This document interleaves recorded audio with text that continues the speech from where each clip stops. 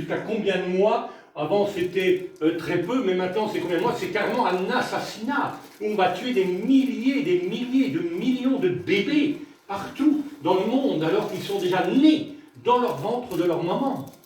Alors, s'il y a eu avortement dans votre vie, s'il y a eu avortement dans votre existence, demandez pardon au Seigneur. Cela n'est pas bon devant le Seigneur. Il nous faut vraiment, Dieu est un Dieu saint. Dieu donne la vie et nous n'avons pas le droit de reprendre cette vie. Alléluia. Nous n'avons pas le droit de reprendre ce que Dieu donne. Seul Dieu a le droit de le reprendre. Alléluia. C'est important. Donc c'est pour ça que le monde païen qui est, je dirais, manipulé par la puissance de l'Antichrist, par la puissance des esprits de séduction, par la puissance de l'esprit impur que l'on trouve dans le livre de l'Apocalypse qu'on appelle la grenouille tachetée. Aujourd'hui, l'esprit impur se répand comme on n'a jamais vu. Eh bien, va également se liguer contre l'Église, contre la véritable Église. Alléluia. Amen. Amen. Et c'est pour cela également, écoutez bien, c'est important ce qui va être dit maintenant. La majorité de nos assemblées vont se vider de plus en plus, car un tri est en train de se faire au sein du corps de Christ. Le tri est en train de se faire. Et demain, la marque de la bête sera marquée sur le front ou sur la paume de la main droite de l'être humain. Le tri est en train de se faire au sein du corps de Christ. Gloire au Seigneur. Et Jésus va aller plus loin, tout cela ne sera que le commencement des douleurs. Hein. On vous livrera au tourment, et on vous fera mourir, vous serez haïs de toutes les nations à cause de mon nom. Alors plusieurs succomberont, vous voyez, la parole de Dieu dit que plusieurs vont mourir même, et plusieurs vont se trahir, ils vont se haïr les uns les autres. Plusieurs prophètes, les faux prophètes, s'élèveront et ils séduiront beaucoup de gens. Plusieurs prophètes se lèveront, séduiront beaucoup de gens. C'est déjà le cas aujourd'hui. Beaucoup se lèvent apportant des prophéties de la part du Seigneur, mais j'aimerais rappeler ici que le Seigneur n'est pas un moulin à paroles, que le Seigneur ne prophétise pas aujourd'hui pour dire quelque chose et le lendemain l'inverse. Quand Dieu parle, il parle, et la parole de Dieu est en elle-même toute une prophétie. Alléluia. Amen. Amen. Une prophétie qui parle dans nos cœurs, une prophétie qui parle dans nos vies, une prophétie qui parle dans nos existences. Alléluia. C'est extraordinaire. Alléluia. Donc soyons attentifs à tout cela et ne courons pas à droite et à gauche. Essayons de bâtir nos vies, bâtir nos existences sur le rocher des âges, le rocher des siècles, qu'est le Seigneur Jésus-Christ. Devenons des hommes et des femmes inébranlables dans le Seigneur. Alléluia. Que nous ne soyons pas emportés à tout vent de doctrine. Ça y est, il y a un nouveau prédicateur qui installe là une nouvelle assemblée. Les gens vont quitter l'assemblée d'élection, ils vont courir là-bas. Parce qu'il y a un peu plus de miracles, un peu plus de prodiges. Non, nous devons avoir une stabilité en Christ. Alléluia. Amen. Les miracles et les prodiges ne sont pas un signe comme quoi nous sommes dans le Seigneur. Puisque la parole de Dieu nous dit que même les faux Christ feront de grands miracles et de grands prodiges. Amen. Même Satan lui-même a cette capacité à se déguiser en ange de lumière. Amen. Vous devez apprendre à reconnaître, alléluia, et vous le ferez avec votre pasteur si vous ne l'avez pas déjà fait, à reconnaître quelqu'un qui est véritablement né de nouveau, quelqu'un qui n'est pas né de nouveau. Alléluia. Les gens qui ne vont pas s'adonner à une certaine maturité et je dirais à une certaine, comment je peux dire ça, une certaine discipline dans le Seigneur et dans l'assemblée dans laquelle le Seigneur les a placés, très très dangereux. Et il y a beaucoup de gens aujourd'hui qui courent partout. Ils courent dans toutes les communautés. Ils vont manger à tous les abreuvoirs. Et le fait de courir partout, d'aller manger à tous les abreuvoirs, leur vie ne peut pas être véritablement construite dans le Seigneur. Nous avons besoin de fidélité, nous avons besoin de consécration, nous avons besoin d'engagement là où le Seigneur nous a appelés. Alléluia. Amen. C'est tellement important. Tellement important parce que nous, en tant que prédicateurs qui voyageons beaucoup dans les communautés et un peu dans le monde, eh bien, nous voyons cela. Nous voyons comment les gens quittent leurs assemblées pour courir à droite et à gauche. Quelqu'un vient, va faire une réunion dans la ville, ça y est, on va tous courir, on va tous courir. Et il nous faut du discernement de la tranquillité, avoir cette capacité à s'asseoir dans le Seigneur, à prendre un temps de repos et à parler avec le Seigneur. Ce qui va faire la différence, votre différence, c'est votre relation que vous allez avoir avec la personne de Jésus-Christ. Alléluia. Il n'a pas dit que vous devez aller souper avec tout le monde. Il n'a pas dit que vous devez aller manger avec tout le monde. Il a dit, moi je frappe à la porte et je veux manger, je veux souper avec toi. Nous devons avoir une relation personnelle avec lui. Et plus ma relation va être profonde, alléluia, plus je vais être attentif à la voix du Seigneur. Alléluia. Donc beaucoup de prophètes vont se lever et ils vont séduire beaucoup de gens. Parce que l'iniquité sera accrue, l'amour du plus grand nombre se refroidira. L'apôtre Paul nous conseille, non, l'apôtre Jean, dans le livre de la Révélation, parle de la part du Seigneur, de la part de l'Esprit de Dieu. Et dit dans une certaine lettre à l'Église, ce que j'ai contre toi, c'est que tu as abandonné ton premier amour. Nous devons courir pour le Seigneur comme nous courions autrefois quand nous nous sommes donnés à lui. Alléluia. Nous devons travailler plus que jamais pour le Seigneur.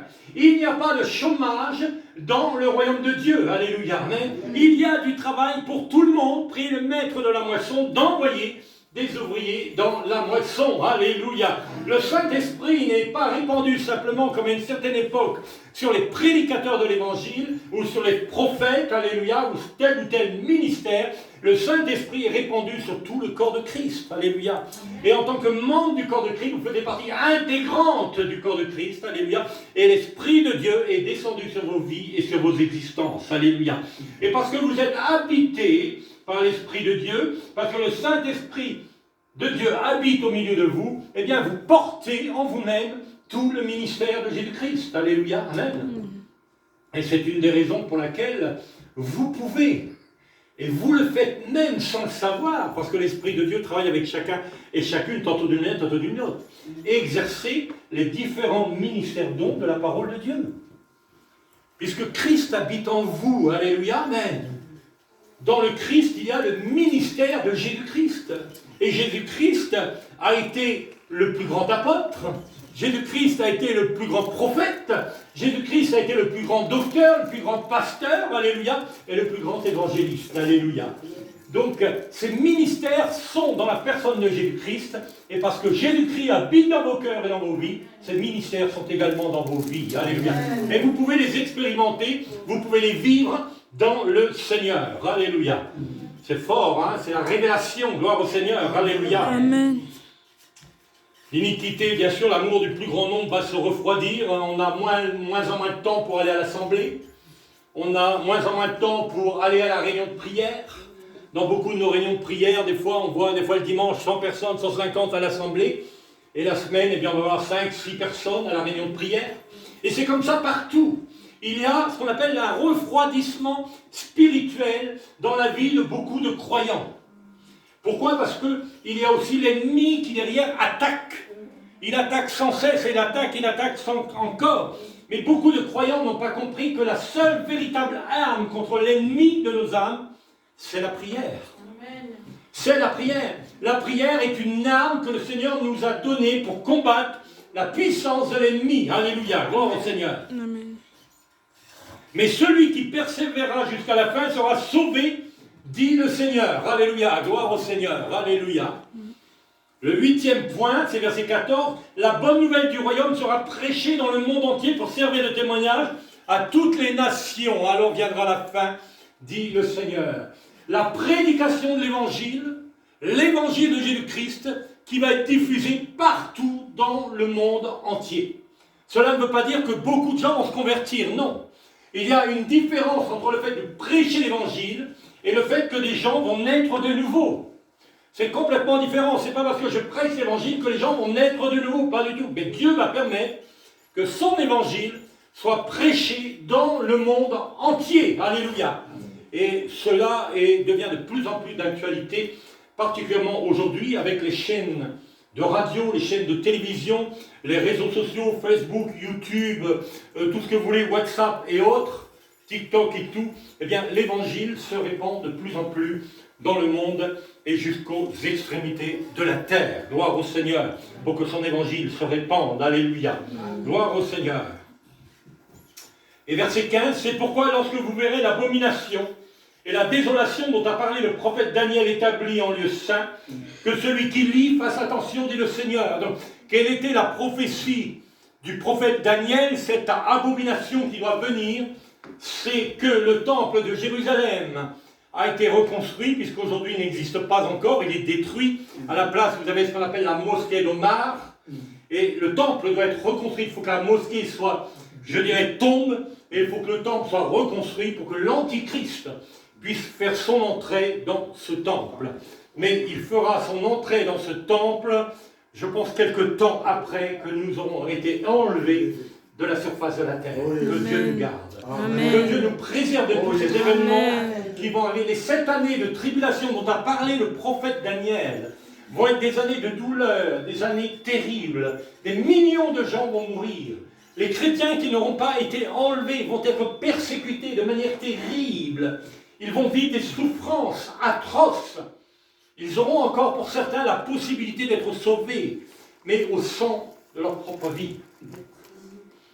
C'est très important de faire partie du premier enlèvement. Alléluia. Il est très important de savoir qui je suis dans le Seigneur. Alléluia. Et où j'en suis dans le Seigneur. Si la trompette sonnait ce soir, si la voix de l'archange se faisait entendre ce soir, alléluia, si le signal était donné ce soir, serais-je enlevé? Je ne peux pas répondre à votre place, vous-même également qui m'écoutez sur les réseaux sociaux.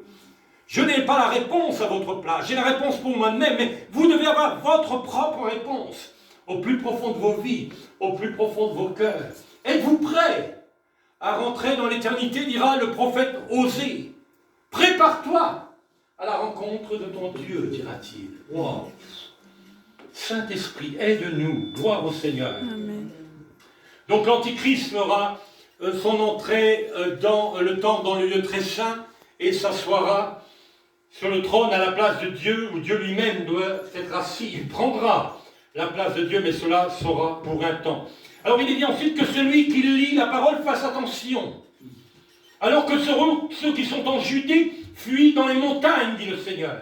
Que celui qui sera sur le toit ne descende pas pour prendre ce qui est dans sa maison. Wow. Pourquoi le toit? Parce qu'en Israël, les toits étaient plats. C'est très important ce que dit le Seigneur.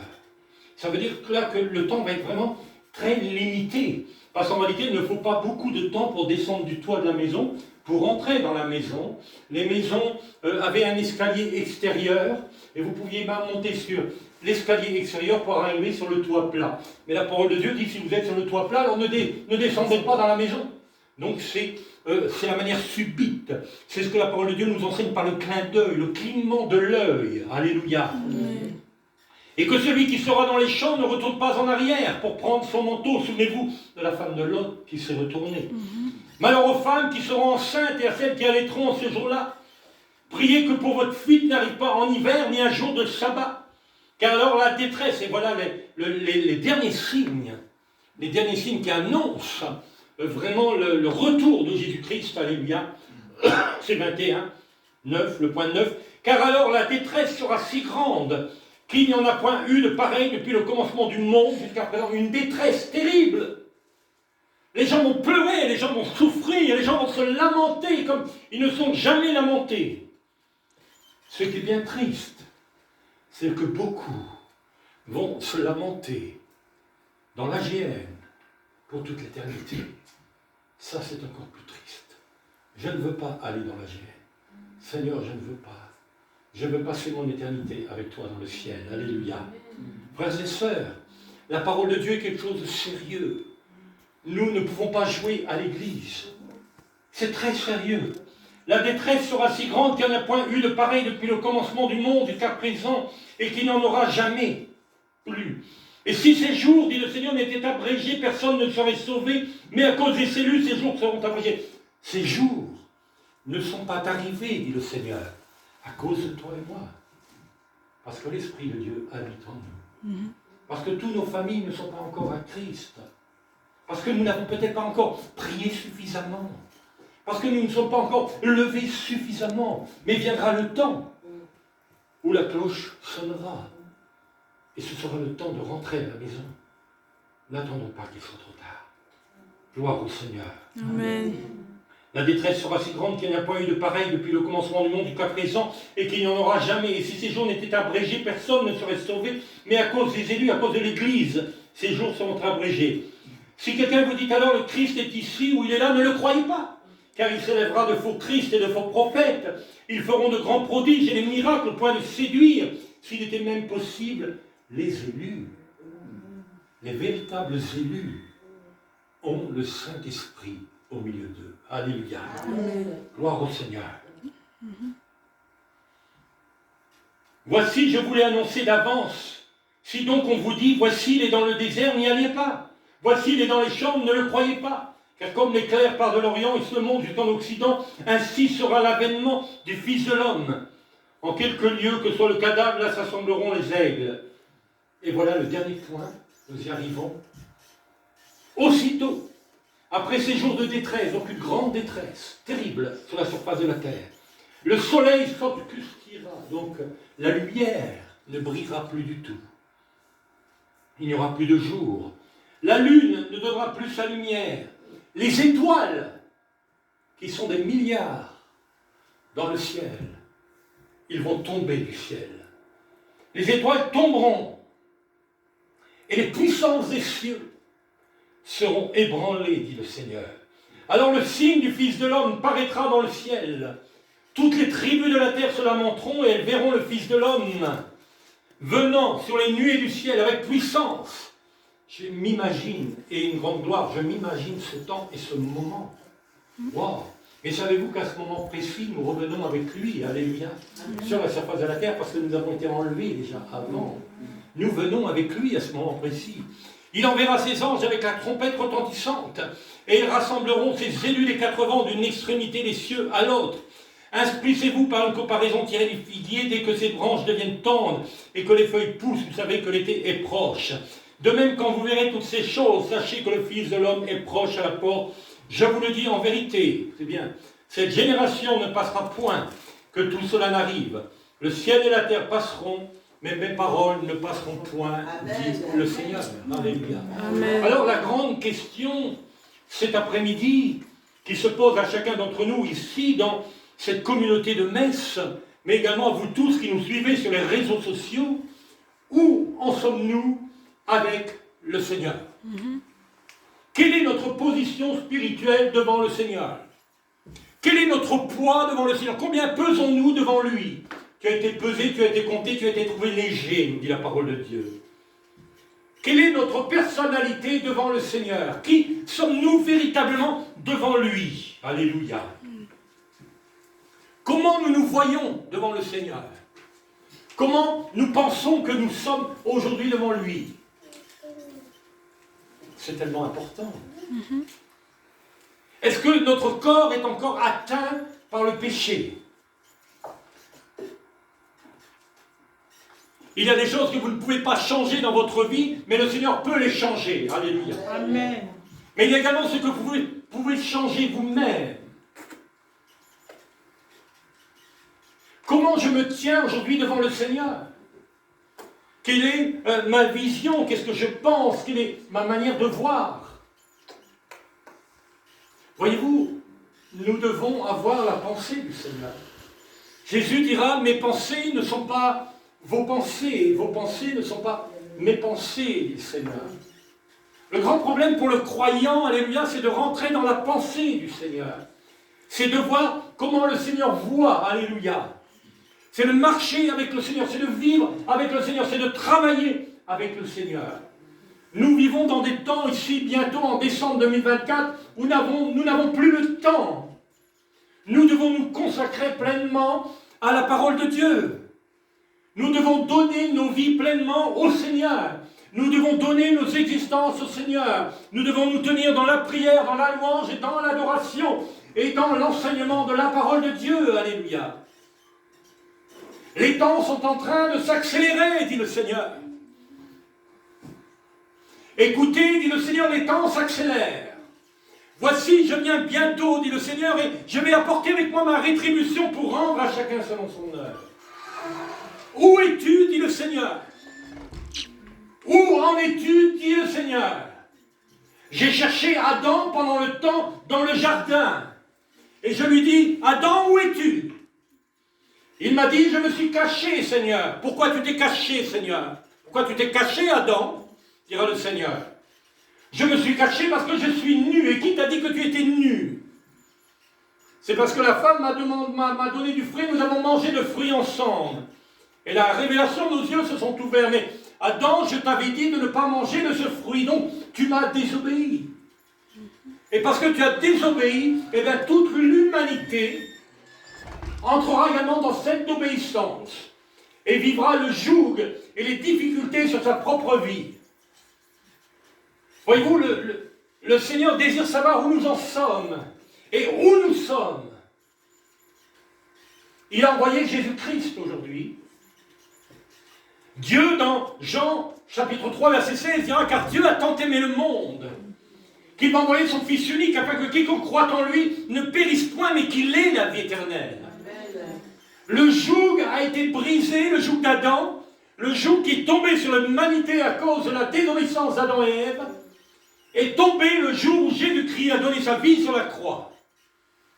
Nous avons tous aujourd'hui la possibilité d'être sauvés, d'entrer dans l'éternité. Alléluia, gloire au Seigneur, alléluia, applaudissez le Seigneur, alléluia. À cause de son sacrifice, alléluia, nous sommes pardonnés de nos péchés, plus besoin de sacrifice animal, nous sommes libérés de toute espèce de joug, même, écoutez bien, pour tous qui m'entendez, cet après-midi, même le joug de l'esclavage et du travail a été brisé à la croix du Calvaire, alléluia. Amen. Jésus dira, je donne plus à mes serviteurs pendant leur sommeil que parmi les gens qui vont travailler pendant des années dans les usines. Notre grand problème, et le problème de l'humanité tout entière, c'est que nous avons du mal à accepter le sacrifice de Jésus-Christ. Nous n'en avons pas voulu, à une certaine époque, nous l'avons cloué à la croix. Nous l'avons crucifié, tel était son destin, tel était son avenir, cela avait été décidé par Dieu le Père lui-même, pour notre salut et pour notre délivrance. Alors la question qu'il nous pose ce soir, c'est où en es-tu? Que comptes-tu faire, dit le Seigneur? Tu attends toujours quelque chose de moi, mais toi, que comptes-tu faire pour moi? Que comptes-tu faire pour être sauvé? Que comptes-tu faire pour recevoir les choses que je veux te donner, dit le Seigneur? Moi, je n'attends rien de toi, dit le Seigneur. Alléluia. Gloire au Seigneur. Saint-Esprit, merci. Je n'attends rien de toi, dit le Seigneur. Ce que je désire simplement, c'est ton cœur, c'est ta vie, c'est ton existence. C'est que tu me dises, oui Seigneur, je le veux, je le désire. Oui Seigneur, je veux la vie éternelle. Oui Seigneur, je veux être sauvé. Oui Seigneur, je veux être préservé de ces temps qui viennent sur la surface de la terre. Des temps difficiles, de malheur et de douleur comme le monde n'a jamais connu. Seigneur, je veux être préservé de toutes ces choses. Je veux pouvoir un jour entrer dans l'éternité. Ne pas passer mon éternité dans la géhenne, dans le feu éternel, là où le ver ronge sans cesse et où le feu ne s'éteint jamais. Seigneur, je veux aller vers toi. Je veux te connaître, Seigneur. Je veux vivre quelque chose avec toi, une histoire, une vie. Seigneur, une aventure avec ta personne, durant mon existence, sur la surface de la terre.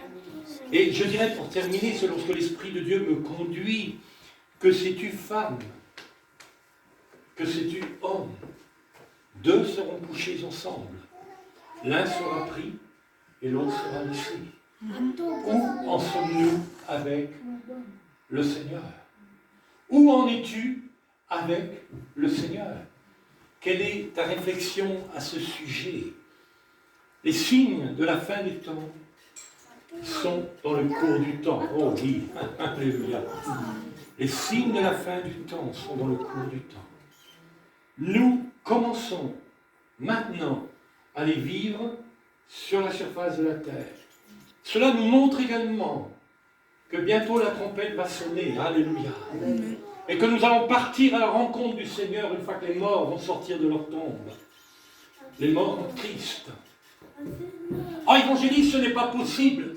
On n'a jamais vu de mort revenir à la vie. Mais je vous le dis cet après-midi, à vous tous qui êtes ici, à vous tous également qui m'écoutez, ce sont des millions et des millions de morts qui vont sortir de leur tombe. Il est réservé à l'homme de mourir une seule fois. Après quoi vient son jugement, nous dit la parole de Dieu. Si vous êtes né en Christ, né de nouveau, comme Jésus l'a donné à Nicodème, cet enseignement particulier, né d'eau et d'esprit, alors vous ne passerez pas dans le jugement. Vous serez récompensé, vous passerez devant le tribunal de Christ par rapport aux œuvres que vous aurez pu accomplir ou ne pas accomplir sur la surface de la terre. Mais cela n'a rien à voir avec le salut, les œuvres que vous pouvez faire. Nous œuvrons dans le Seigneur parce que nous comprenons les temps dans lesquels nous sommes. Et parce que nous nous sentons concernés en tant qu'enfants de Dieu par le corps de Christ, par l'Église.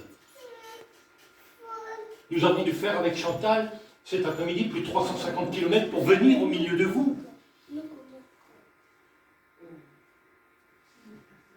Si nous avions regardé simplement à une petite communauté, nous ne serons pas venus du tout. Mais nous sommes venus parce que nous considérons que vous faites partie du corps de Christ. Amen. Que vous êtes une partie de l'Église. Amen. Et en tant que tel, vous avez besoin également de recevoir ce que Dieu veut vous donner. Amen. Alléluia. Amen. Donc le Seigneur, ce qu'il a voulu vous donner cet après-midi, c'est fonder votre vie en lui. Amen. Fondez vos existences sur lui. Amen.